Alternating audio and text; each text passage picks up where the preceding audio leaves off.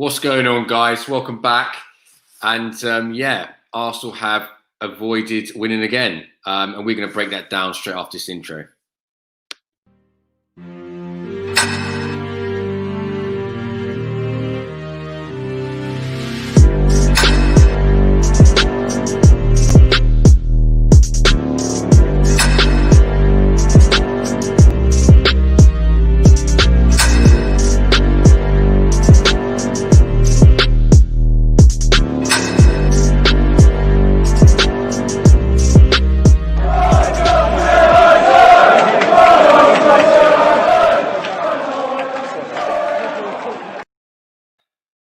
So welcome back, guys. Hope you're all well.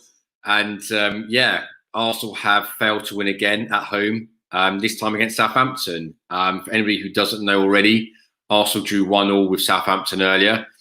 And it was kind of written in the stars that Theo Walcott would score against us, right? And even celebrated. I've seen some people on Twitter, getting a bit of the arse over Theo Walcott celebrating. But, I mean, come on, man. Like, people move on. Come on, like, people have come to Arsenal and they've celebrated. Give the guy a break. This is a team lineup. If you didn't see the game, they went with Leno in goal. He went with 3 centre backs in Holding, Gabriel, and Tierney. Tierney played left centre back. He then went with Maitland-Niles right wing back and Saka left wing back. Sebastian Elneny in the centre, and Pepe and Aubameyang out wide with Nketiah up front. It was good, obviously, not to see Xhaka and Bella in the team. But what I worry about is that what happens when Bellerin's suspension is over. I mean, is that the one he's only get one batch ban for that? So he might be back against Everton, and Xhaka's got another 2 games. I mean, do they go straight back into the team? And that's what I'm worried about with Arteta.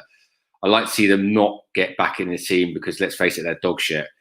So we drew again.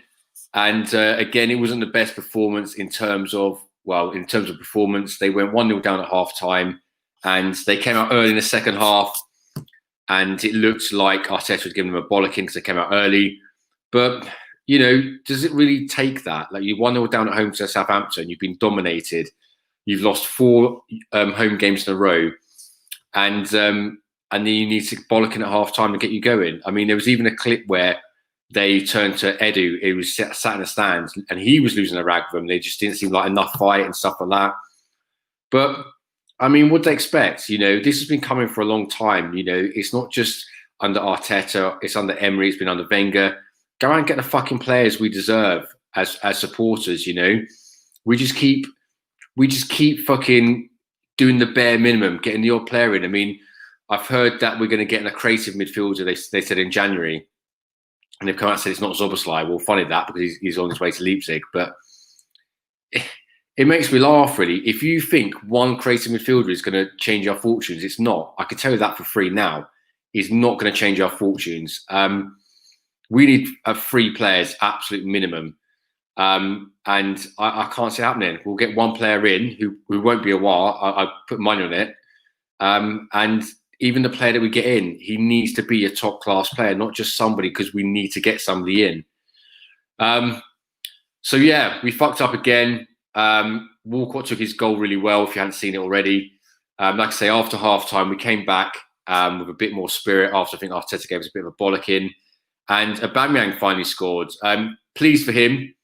I know he gets a lot of criticism for not doing a lot if he doesn't score, which is rightly so. But he does score goals up until since he signed that contract, he hasn't scored. But it's good to see him get goals again. And we're going to need that desperately going forward. It was good play by Saka as well. Anybody who watched my stream yesterday, I said it there. Saka needs to play out wide on the left wing. It's no good fucking coming in, putting Saka in more central left midfield. It's killed his game. That's why he's regressed under Arteta. He really sort of went really well under Emery because he was played out left wing. He was attacking the fullbacks. He was taking them on. He was whipping in some amazing crosses. And it was good to see him back on the left wing, which is where he should be. For me, he was our man of the match, Saka. I think he played really well. Again, it was good to see Aubameyang get the goal.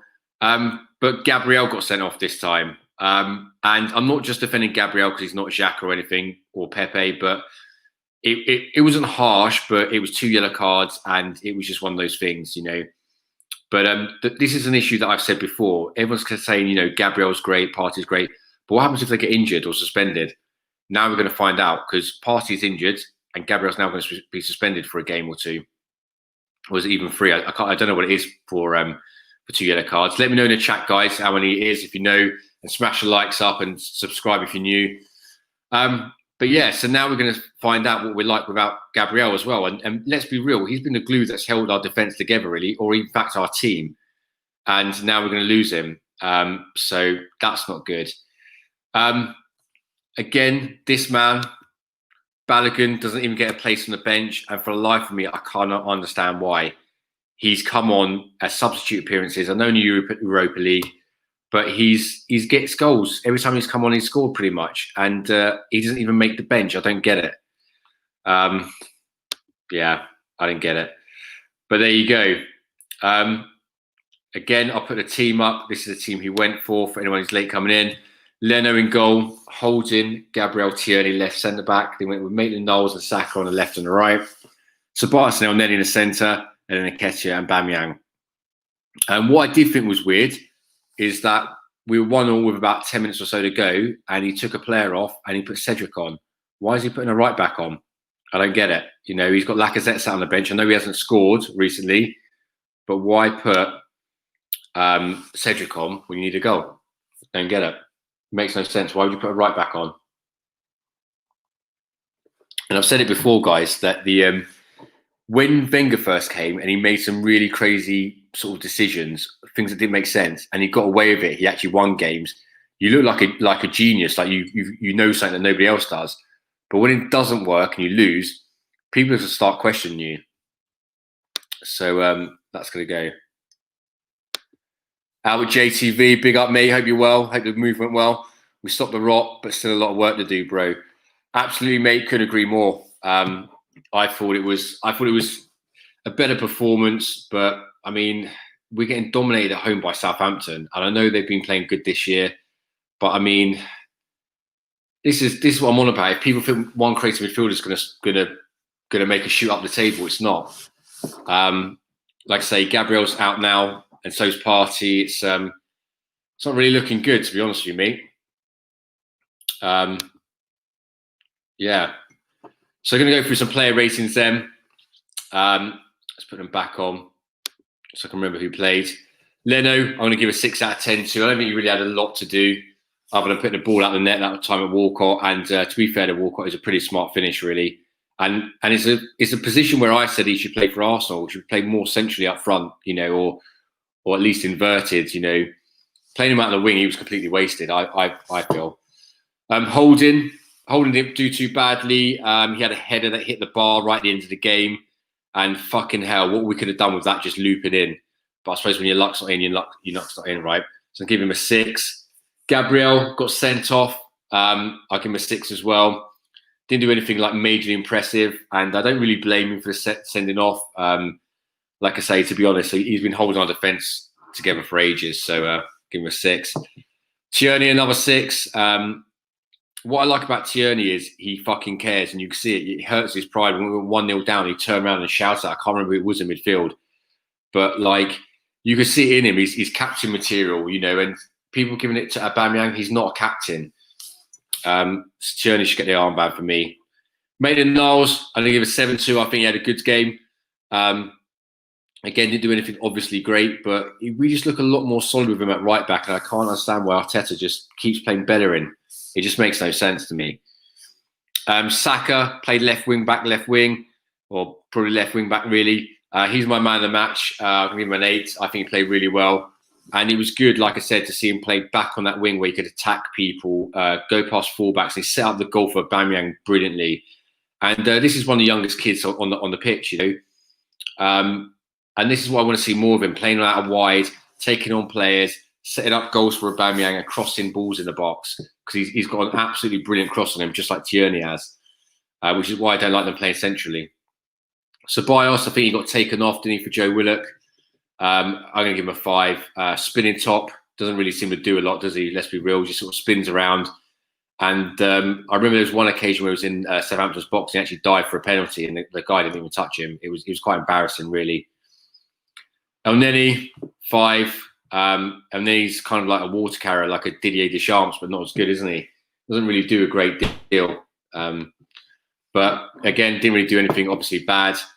Pepe, I'm going to come down quite hard on right now. I'm going to give him a 4. I think he had a poor game, and this is the thing with Pepe. You know, I get that he wasn't worth 72 million and we overpaid for him, but surely he should start to shine after a year and a half at the club. And even when we played Dundalk last week against like a team full of players who are, you know, probably even semi-professional, he didn't even shine in that game. And I'm thinking, well, what game is he going to shine in? You know, I just don't get it. Smash the likes up, guys, if you're new. Put your comments in, I'll read them out. And subscribe if you're new. Make sure you put the notifications bell on as well. Nketiah, again, I'm going to give a 6. Didn't do a great deal, if I'm honest with you. And just kind of huffed and puffed, really, but didn't really do anything. And this is what I'm saying. I don't understand why Nketiah gets ahead of Balogun. It makes no sense. Balogun scores goals, Nketiah doesn't. And it's not like Nketiah hasn't had the chances either. You know, enough's enough, I think, from Nketiah. It's time to promote Balogun before he fucks off on a free to Liverpool or someone like that. Aubameyang, I'm going to give a 7-2. It's good to see him get his goal. And I know he doesn't do a lot other than that, but how crucial was that goal? Let's be real. I mean, if he didn't score that, we would have gone, 5 home games in a row and lost. And that would have been a club record. And that's since 1886. What's that? 134 years.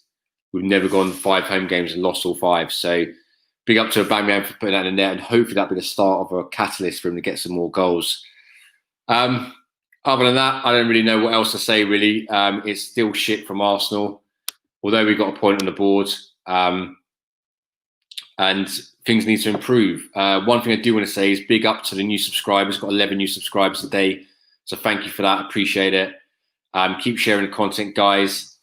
And let's hope that something changes soon, because Gabriel is now suspended. Not sure how long for. And let me know, guys, what you think. How long has Arteta got for you? A guy on Twitter was saying to me today that he'd give him another game. And okay, well, we've done that and we've still not won. So now would you sack him, or is a draw okay? Is that enough for you? Because I can see this going on and on. We've got to go on to Everton on the weekend away, and they've just beaten Leicester at home. And I can't see us getting a result. And if anything, to be fair, and this is no disrespect to Southampton, if we'd been playing a better team today, we'd have lost that one as well. You know, I think just the fixtures were lucky. I thought we'd get hammered 3-0, to be fair. But anyway, we move on. We move on to Everton. And yeah, I generally can't see where the next win's come from, I'll be honest with you. I think they'll turn us over quite convincingly, probably about 3-0. And there you go.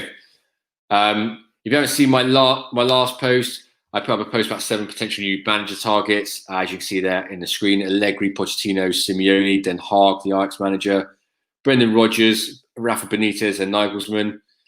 Go check that out. It's a pretty cool video. Everything goes on with Albert and Ryan Wills.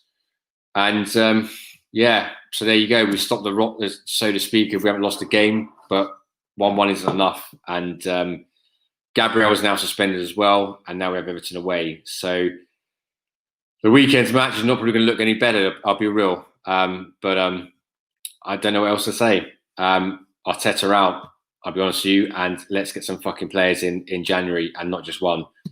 So till then, guys, subscribe if you're new, and I'll see you next time.